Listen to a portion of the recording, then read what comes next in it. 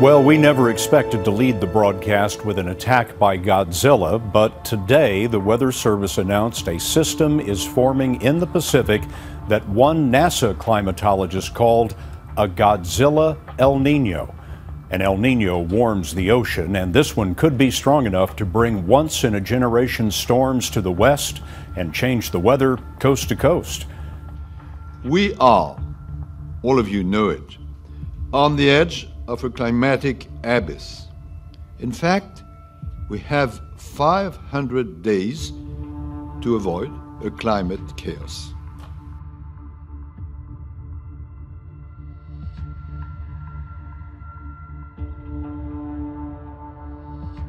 A NASA scientist says a, quote, Godzilla El Nino could be coming to California. Godzilla El Nino.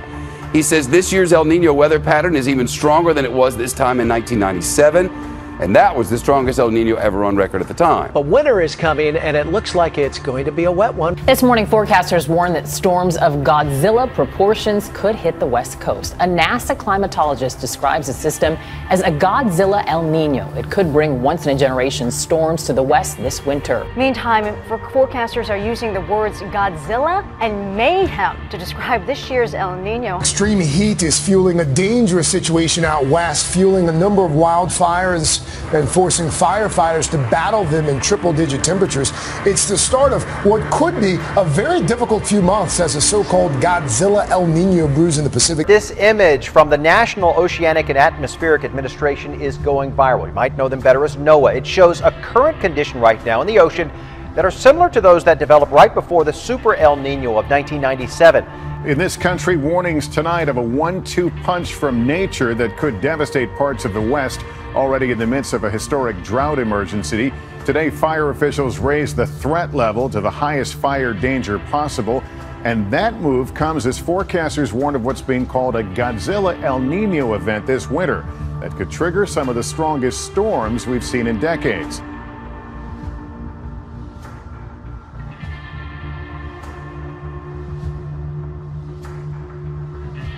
This was the winter of 1997-98. San Francisco had its wettest winter in 120 years. Los Angeles got nearly a year's worth of rain in just 1 month. Snowfall in the mountains was double the average. 17 people died. El Nino was to blame back then, and an even stronger El Nino is developing right now. The LA Times newspaper reports that drastic weather also triggered more than $500 million in damage, and that's in 1997 money. The forecasters say this year's El Nino is partly to blame for devastating flooding in Colorado and in Texas. Over the next 3 months, this should turn into what I call a Godzilla event. El Nino is characterized by a mass of unusually warm ocean water stretching across the Pacific to South America. Last month, the mass of warm water on the right appeared broader than it did in 1997. If it continues to build, this will have a tremendous impact not only over North America, but over the entire planet. You see this red color here? Yep. That's indicative of warmer water temperatures building up across the eastern Pacific off the shores of South America. When you get that, then you start to get implications of global weather patterns. And this is a look at what we're seeing right now. That shows already a strong El Nino. And when we're comparing them to that 1997 that was the strongest, this was the strongest that it got, and that was in November of 1997. Wow. Now go over here and look at where we are now, and it's a strengthening El Nino. It's getting stronger. And there's one last thing. You see that warm temperature, warm water up there across the coast of the U.S. and up towards Alaska? That is another signal that we watch. And when those two signals go together, it can have even bigger impact.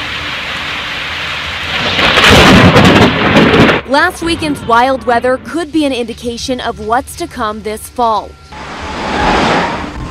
The same conditions that forecasters saw before the 1997 Super El Nino are taking shape along the equator now.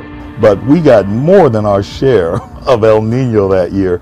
Ivory Small from the National Weather Service says a similar storm is setting up. And as you can see, along the equator, it's pretty similar. Looking at the color, the red means very warm temperatures along the equator.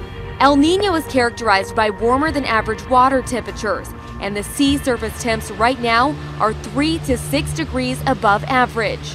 we'll get a lot of energy in this branch of the jet stream that's headed towards Southern California. Warm temperatures serve as fuel for the jet stream, strengthening it and pushing storms directly into California. Another factor scientists are seeing this summer, weakening trade winds. And when those winds slack off, that means that the warm water is at the surface is not being pushed as efficiently to the east. So it hangs out south of the United States. The tuna crab that surfaced along San Diego shores could be another sign. These sorts of things do clue us in that we might be in for a pretty good El Nino season. This is what they call level 5. The highest fire danger rating in the nation triggered today. The drastic move signals tinderbox conditions on the verge of exploding. This year of extremes feeding on each other. Fire fueled by a crippling drought, exacerbated by a heat wave. And now the forecast calls for a monster El Nino this winter. Storms capable of triggering floods, mudslides, and mayhem. We have 4-year record drought. We had late spring rains, and now we're seeing conditions that firefighters have never seen. For now, the biggest threat on the fire lines. This year already proving historic. Nearly 40,000 fires torching 6.4 million acres. Firefighters from every state mobilized and moving west. Today, the Forest Service launching 2 C-130s to drop retardant, while the 747 supertanker, the largest firefighting aircraft in the nation, moved into position in Colorado Springs. When fire season is finally over here, a new threat will begin. These drought-stricken hills will be ripe for mudslides if El Nino predictions hold true. Scientists say warming ocean waters are surging towards the U.S. With it, the potential for once-in-a-lifetime storms. This El Nino could be among the most powerful ever. This is the Godzilla El Nino, if it matures and actually comes to fruition. Great droughts always end in great floods. A year of extremes after an explosive start.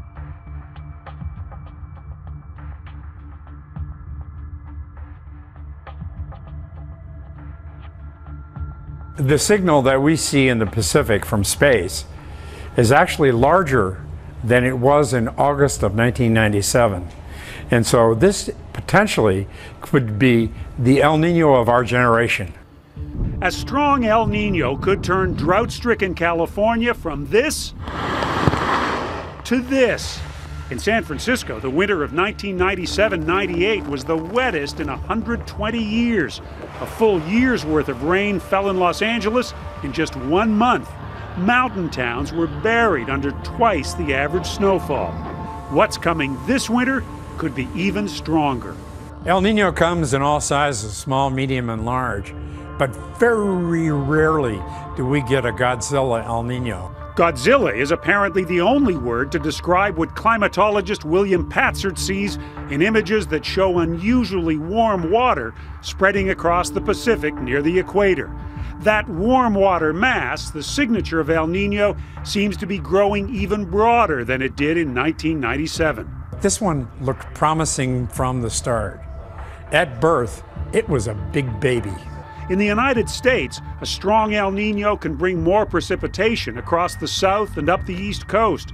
Northern states are likely to have a winter that is drier and warmer than usual. This would be a very strong El Nino. In California, meteorologist John Monteverde has been watching with growing excitement. We always get interested in forecasting storms, and there's going to be lots of storms to forecast if this pattern bears out. Can Californians start going into the back of their closet to find their umbrellas and raincoats? Haha, yes. But forecasters warn that 4 years of drought have left California so dry, even this powerful El Nino may not be enough to bring the state back to normal. Is this a definite, or might this just, whoops, not happen?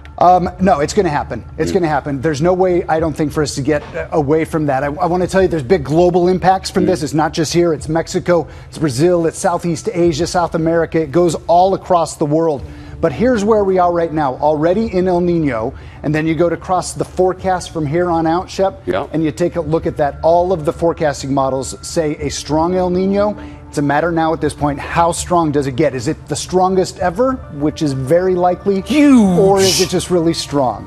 Right. I know we make fun of it, but it has huge global impacts to the entire weather pattern across the globe, kind of changes things. Who named it?